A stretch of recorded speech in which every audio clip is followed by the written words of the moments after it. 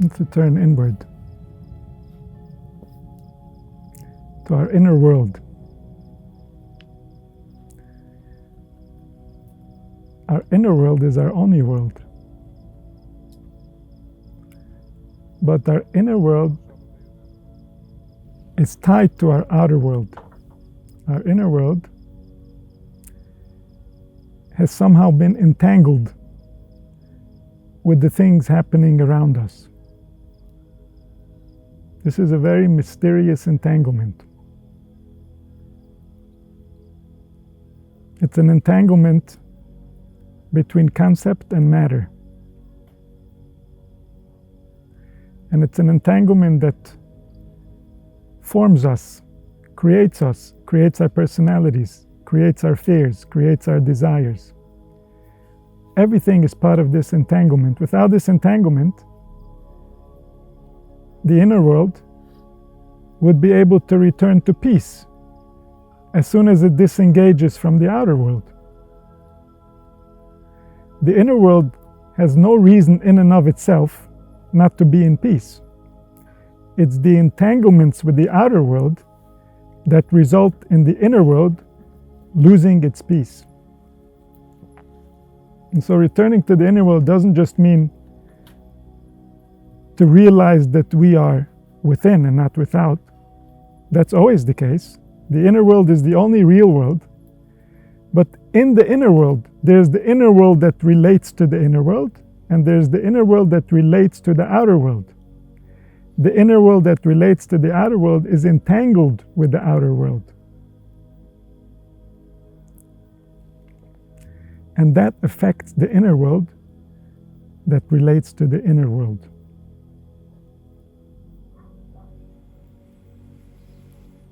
And so when we say to return within to the inner world, we're talking about returning to the part of the inner world that is concerned with the inner world. The part of the inner world that's not entangled with the outer world.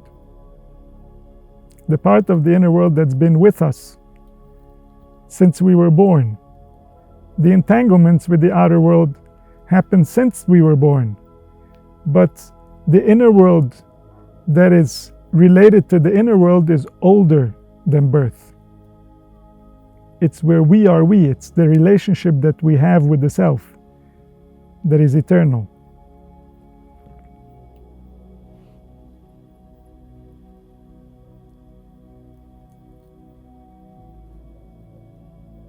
The entanglements with the outer world, the enslavement of the soul, happens through the organs.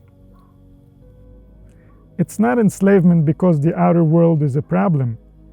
It's enslavement because those who enslave have taken control of the outer world. The outer world has been taken hostage. And so the outer world in and of itself is good for us. It's healthy. This is why we were designed to desire it. The outer world that's in front of us is corrupt, is damaged, is contagiously ill. And so to the extent that we get entangled with the outer world in its current condition, the inner world is going to lose peace.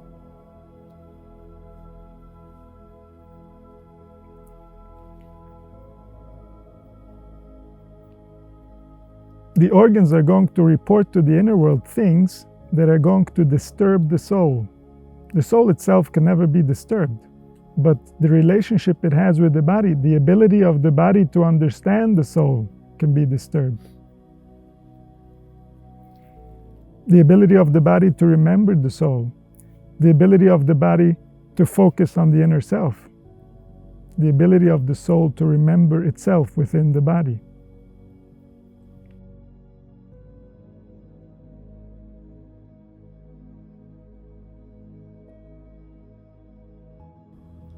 And so the organs that report the information from the outer world, as far as the soul is concerned, they represent the outer world. The information we receive through them relates to the relationship the soul forms with them. Is our soul happy with our eyes? That would depend what we have seen and how we interpreted what we saw. Sight to the soul is the equivalent of eyes.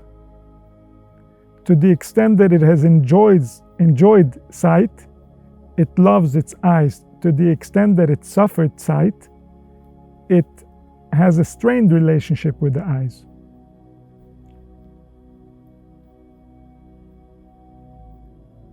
These are the roots of disease.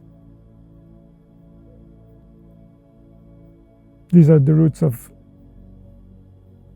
the development of the organs and what they're going to turn into and how they're going to behave to the collective of the body and how that body is going to behave to the collective, which is humanity, and how humanity is going to behave to the collective, which is all of Earth, the solar system, the galaxy, the zodiac, and so on and so forth.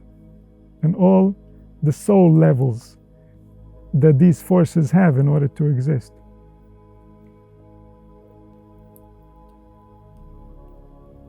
Soul level means the place where the thing knows itself. Where's the soul of the sun? It's where the soul knows that when the sun knows that he is a sun, that's the soul of the sun. Where the soul knows that it's a soul, that's the soul of the soul, otherwise known as God.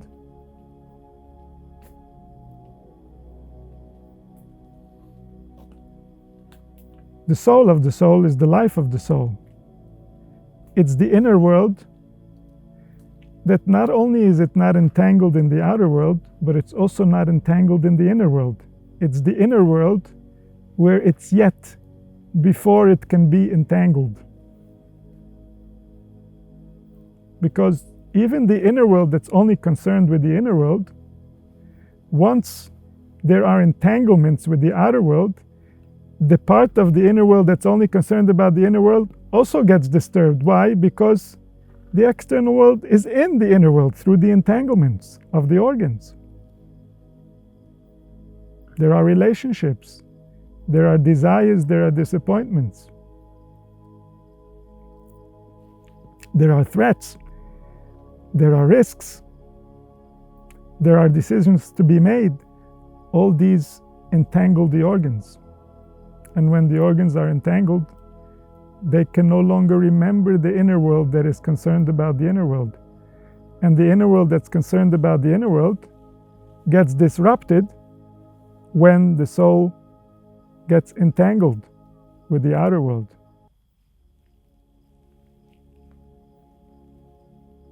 But the soul of the soul is the place in the inner world that can never be changed, that can never lose power, that never forgets who it is. The place where it always knows. The sun is the sun where he knows he's a sun. The galaxy is a galaxy where he knows he's a galaxy. That's where his soul is. And the soul of souls, where is he? He is in a place where he knows that he is the soul, and he never forgets.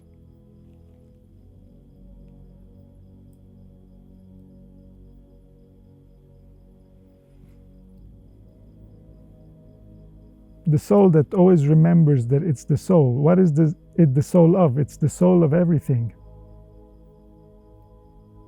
It's the essence of the soul. It's the desire that is being projected from beyond, that has no interruption and has no weakness. This is why things can steadily rely on it in order to continue their existence. There is no lack in that place. And that's the place where he knows himself.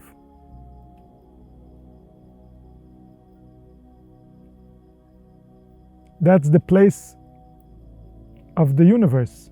the universe comes forth from that place. That's why God is called the place. He is the place because He is the soul. He is the soul because He knows that He is it. That's why. The place where something knows itself. That's its root. That's where it's coming in contact with the essence that brings it forth.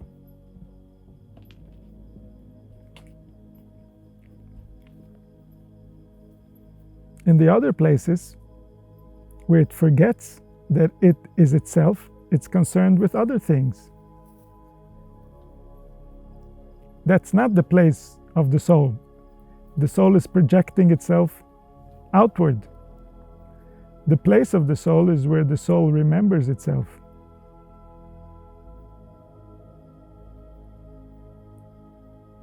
And when the soul can remember itself within the body,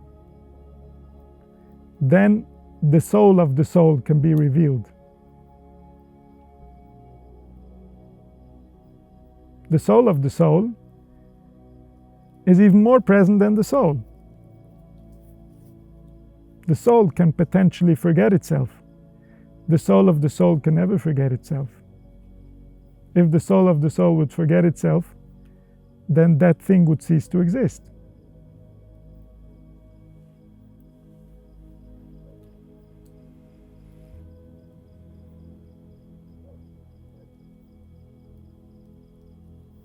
So in order to return to the soul of the soul, we start by returning from our entanglements. Returning from our entanglements means returning from the information that we have recorded with our senses. Start repairing the relationship with your senses, so that when they bring in information now, it's going to be favorable to the soul.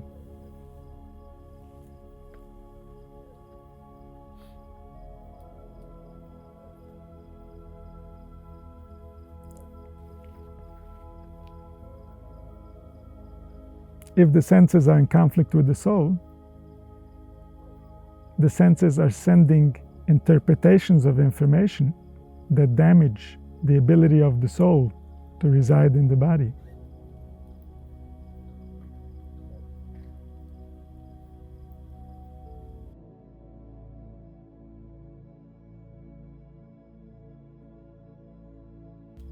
And so the body represents two sides of reality.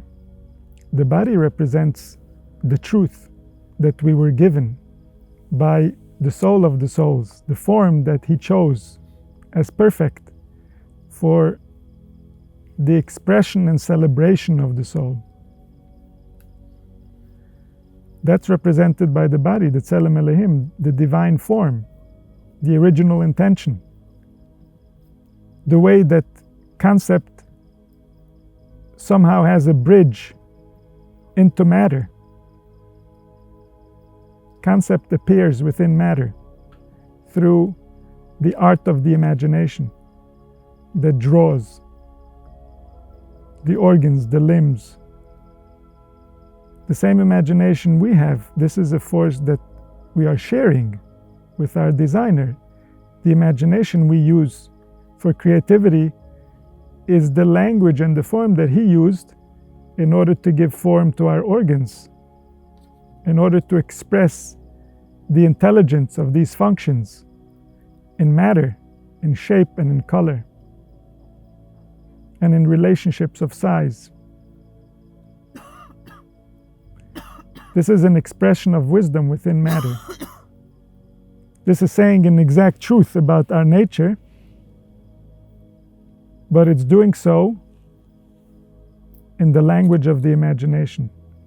And within is hiding the intelligence that is the knowledge of how this expression represents the concept the soul has dressed in, the way this soul measures in the world of concept. And the entire body is a representation. The body is what allows the soul to draw concept in the form of matter. Constantly, even now, these words are concepts that as they go through your interpretation, get dressed in matter. They change the biology, they affect the nerves. They send signals that spread throughout the entire organism.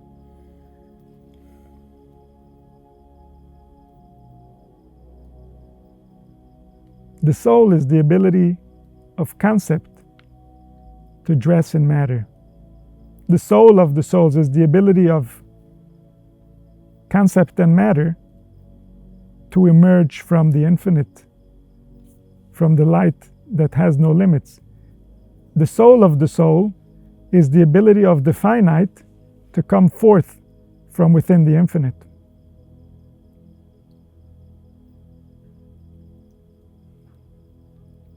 Each soul is a finite that comes forth from the infinite.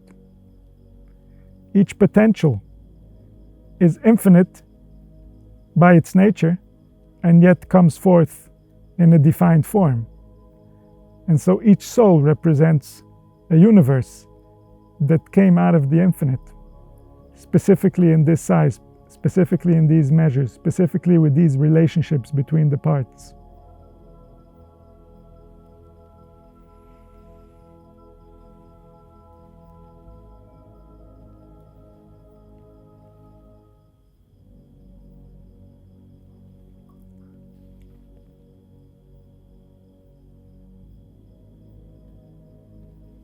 And so the inner self is the place where the soul can get revealed. When the soul gets revealed in the inner self, it appears within the body, and from there forward into the outer self. The body contains the side of the divine that is exactly aligned with the original nature, and the body also contains the entanglements with the outer world, the conflicts that have been created that are in direct conflict with the original design. The body contains both. The body contains the light and the liberation, and the body contains the bondage and slavery.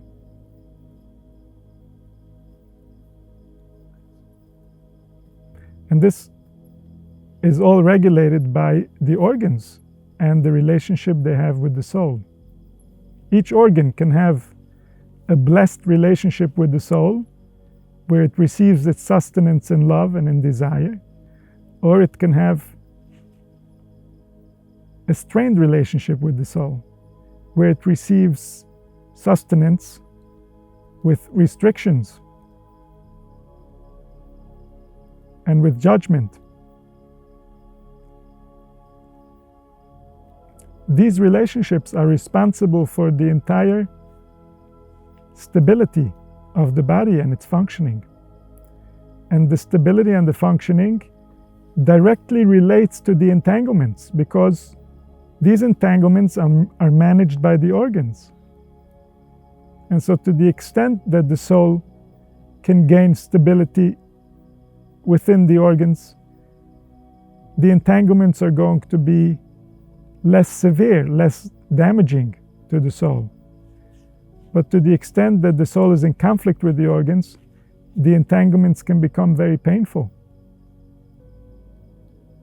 And then the soul goes there. The soul, the capacity to think, the capacity to experience, the place where the one that is knows itself, starts getting contaminated by the conflict between the nature of the soul and the behavior of the organ, the production of the organ.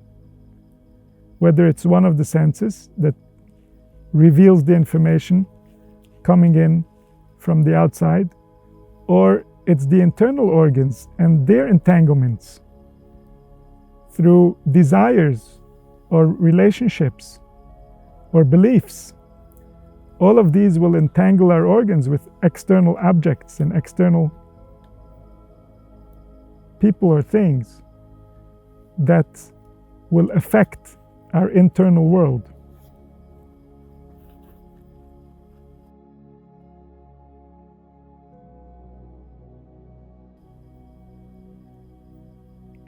The life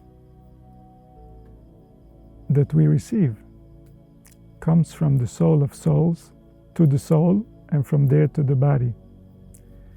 The form this life takes on, the way that we're going to dress it, the way that it's going to be entangled with the reality that it comes to visit, that depends on our body and the nature of its entanglements. And so it might appear to those who don't observe accurately that we receive life from the body. And therefore we might assume that the way to receive more life is to negotiate with our entanglements. But the real nature is that the life gets received from within. If we want to receive more, we have to focus inward. We have to return to knowing our nature before we can know how to accurately negotiate with our entanglements. If we think about our entanglements from the part of the mind that is concerned with our entanglements, we will forget the most important part of our relationship with the external world. We will forget who we're doing it for and what's really in its best interest, what's really going to give it relief, what's really going to result in it being attached to life more through joy and desire.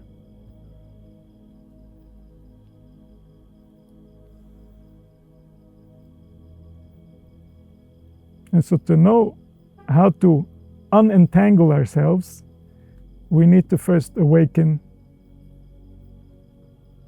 the place within us that is not concerned with our entanglements.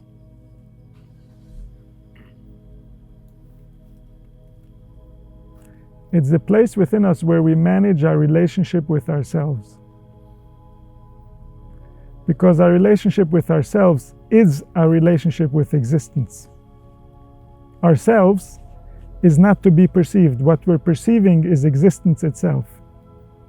Ourselves are completely transparent. Existence is the one that gives form. Things are the way that they are because of the nature of existence. Ourselves haven't been informed enough to know how to comply. But it's not this way because we desire it to be so. No one desires the world to be so from the people alive. It is so because existence decided it must be so. And we are trying to learn how to comply with existence so that we will desire what existence produces. Existence knows us and has a great desire for what it's producing. We need to know us so we can share in this desire for what it's producing.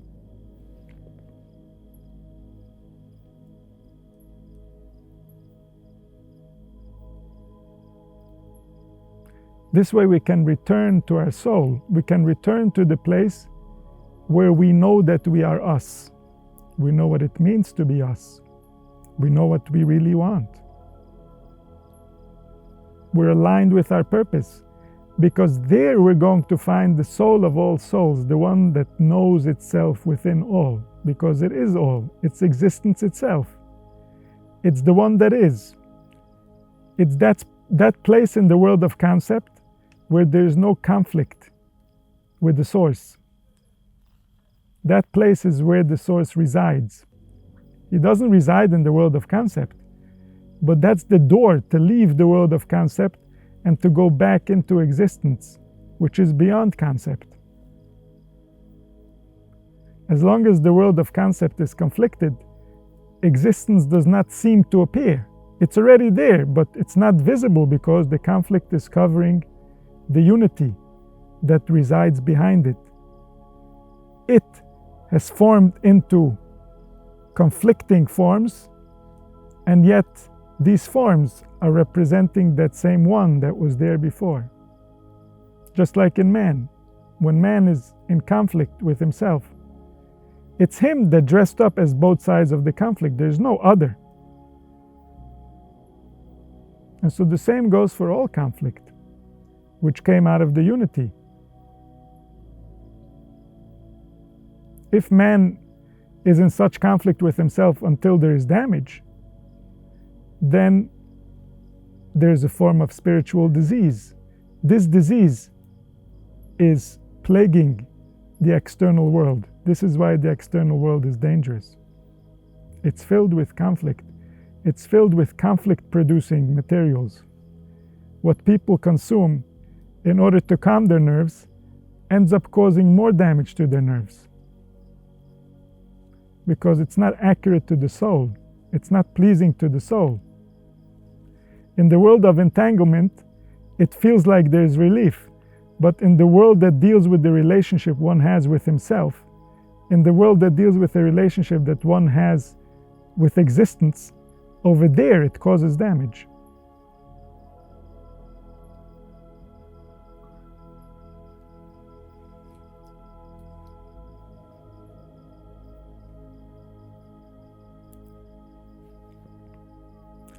And so we have to learn how to rescue the body, but not the body that is concerned with the entanglements.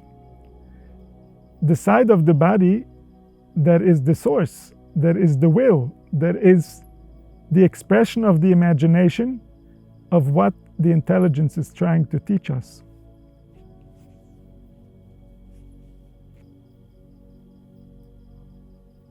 And so always the root is the source in all of existence. Whenever we want to find the source of something, we go to the roots. The roots will lead us to the source. The source is the place where matter decided that this creature is going to emerge. And the more we go back, if we look for the source of a human, we'll find their parents. If we look at this, for the source of their parents, we'll find the earth, which is the source of everything that exists on earth. All the plants, all the animals, including the human animal, they're all coming forth from the earth. And so, if we look for the root of the earth, we'll find the solar system, we'll find the galaxies, we'll find matter itself. The matter that has no form, that became all forms. The ether that's formed into all four elements. And if we look for the root of that, we'll find the soul that exists in all souls, the root that's within all roots, the beginning within all beginnings. There, in that space, at that level of power, is already rooted everything that grows out of it. And yet, even though everything grew out of it, there's a potential of it that appeared on our planet that allows for it to go against itself. And this is evident in every human being. Every human being has this potential to go against itself.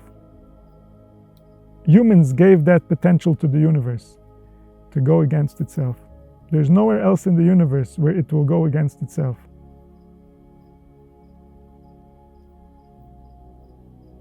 And this is a result of the intelligence getting entangled with the body, with the organs, until it forgets its own nature, it forgets its own interest, it forgets what it's trying to accomplish.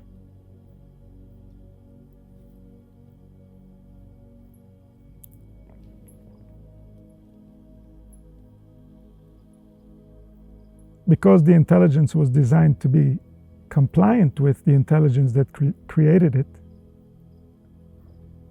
because the intelligence was designed to be sweet.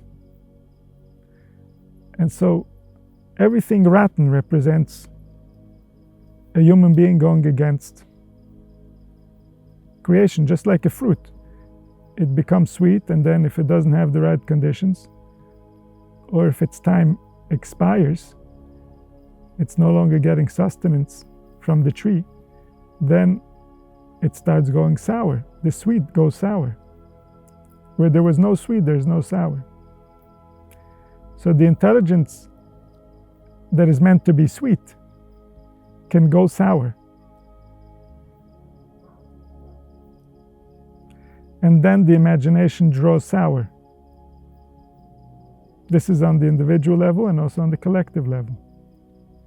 The same imagination that was drawing sweet, that was creating a beautiful, juicy fruit, can turn sour.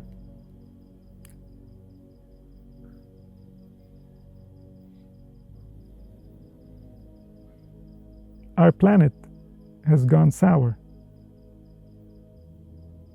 If there are wars, our planet has gone beyond sour. Parts of it are rotting.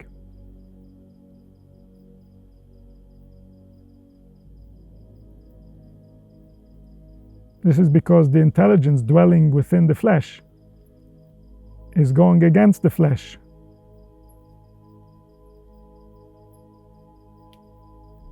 This means the flesh is not getting its sustenance that it requires in order to keep a proper relationship with its entanglements.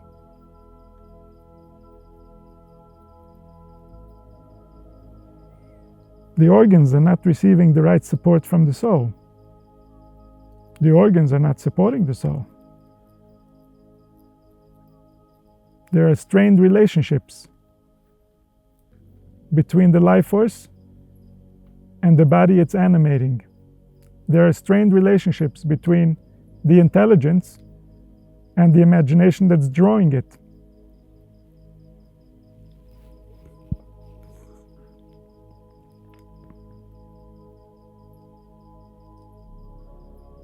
And so we want to become sweet, we have to disengage from the entanglements, not because the entanglements are bad, but because the world we're entangled with is bad. If we don't want to rot, we have to make sure that we remain fresh within, and we don't allow the entanglements to overpower our relationship with our life force. And then when the soul is present, the soul can shine through the entanglements. The world can reveal its real nature. We can see in the organs the way that they naturally want to interact with the external world. We're no longer fooled by the behaviors of the external world. Our organs speak to us directly about their nature, about how they were designed to be.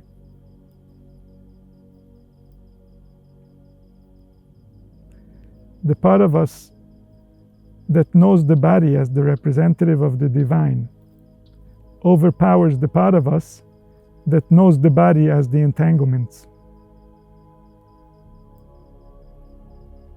The body is distinct from the entanglements of the organs. The relationship has to be reclaimed.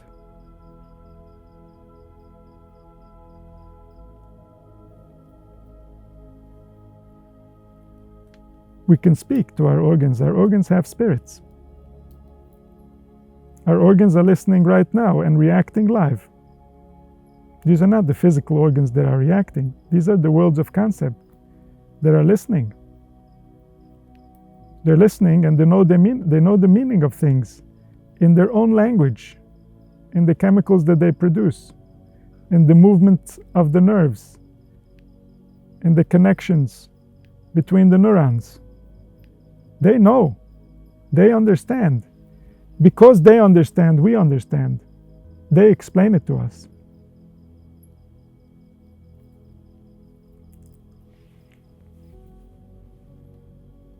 They remember. They know what we've learned in the past.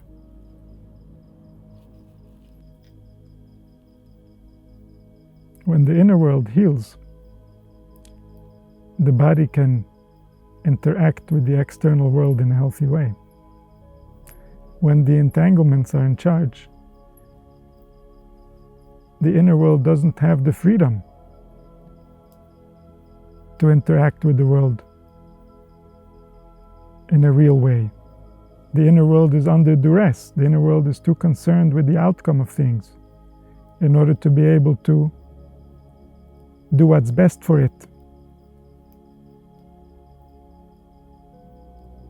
And this is because the organs have become very loud.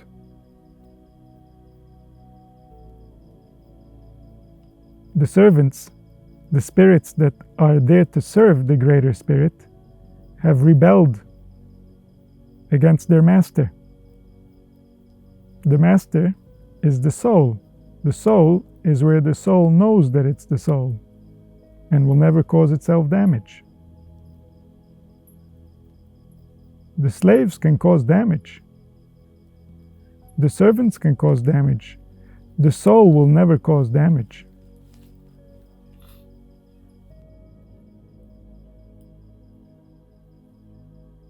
If, based on our beliefs, we are rebelling against the greater will, then our organs, those spirits, are being trained to rebel against the greater will.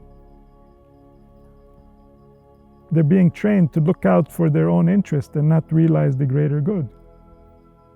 Our behavior as a collective gives instruction to the spirits within the organs, how they're going to create life for us. To the extent that we can learn how to be loyal to life, the spirits within the organs will be loyal to the collective body. To the extent that there is rebellion, the spirits within the organs learn to rebel. This is visible on our faces. When there's rebellion, something within the organism starts developing differently. This is all based on intention. This is all based on what is the perception of the soul? Where is it? Does it think it's going in the world of spirit and concept? That's the objective way of measuring it, because that's how that soul measures it. That's how it gets interpreted to the body. That's how it comes out into the manifested world. Later, as we get to know deeper levels of intelligence, we might realize that the way that we are interacting wasn't accurate to what we were trying to do. And yet, while we're doing it, the way that we measure it is the way that it affects us. If we think we're rebelling, we're rebelling. If we think this is the intention, then we are in line. Even if we're completely wrong, that's a separate measurement. Is how right were our assumptions about right and wrong. That's a separate measurement. But the first measurement is, how is our behavior and our speech aligning with what we believe is right and wrong? How are the entanglements with the outside world matching the principles that we have adopted in our inner world?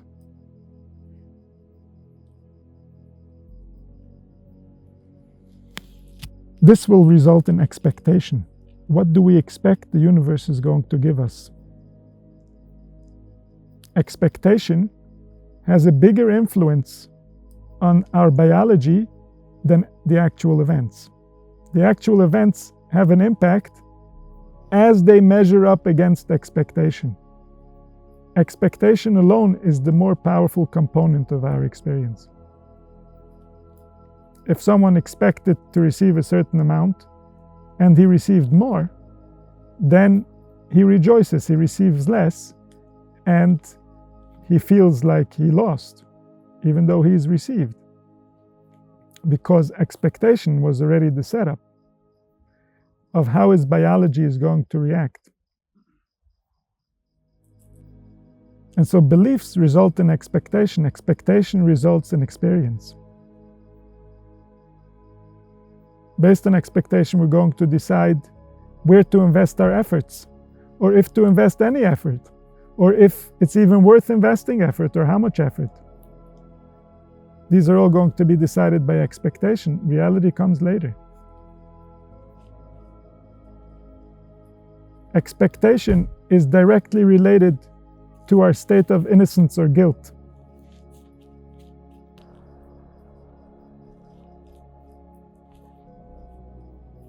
Innocence and guilt are directly in charge of our entire experience. There is compassion within every soul for the innocent. There is judgment within every soul for the guilty. This is still before we know why he's guilty, or what he's guilty of, or what does it even mean to be guilty.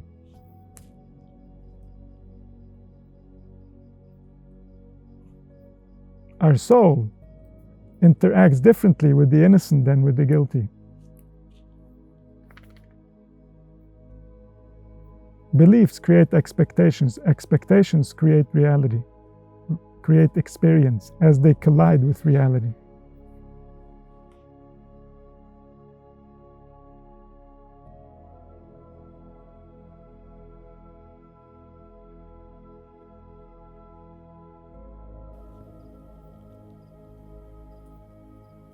So to heal our inner world, we have to return from the entanglements. We have to remember the soul.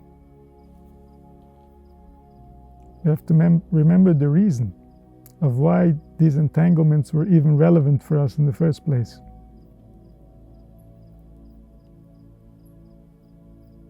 And we have to rediscover our innocence. We have to remember. We have to remember who designed us. We have to remember that we are subject to His will. This is not our choice. We wouldn't have designed a human being like this. We're not smart enough, not even close.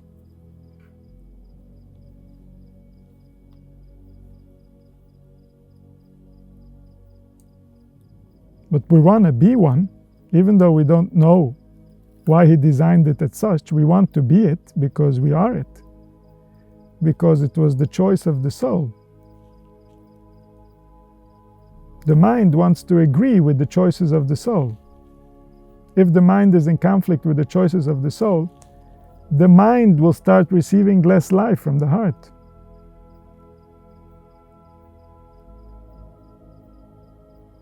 This is not a theoretical thing. This is something that's happening to all of humanity. That's why humanity is losing intelligence. The mind is less inspired because it doesn't agree with the soul.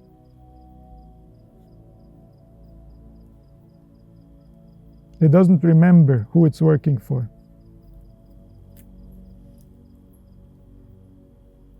If the eye sees wrong, the mind can still interpret and create something right. But when the mind sees wrong, everything goes wrong. There's no one above the mind that can change the effect. There is someone above the mind that's going to react, and hopefully that will wake up the mind. But the mind is the one who gets to have the final interpretation.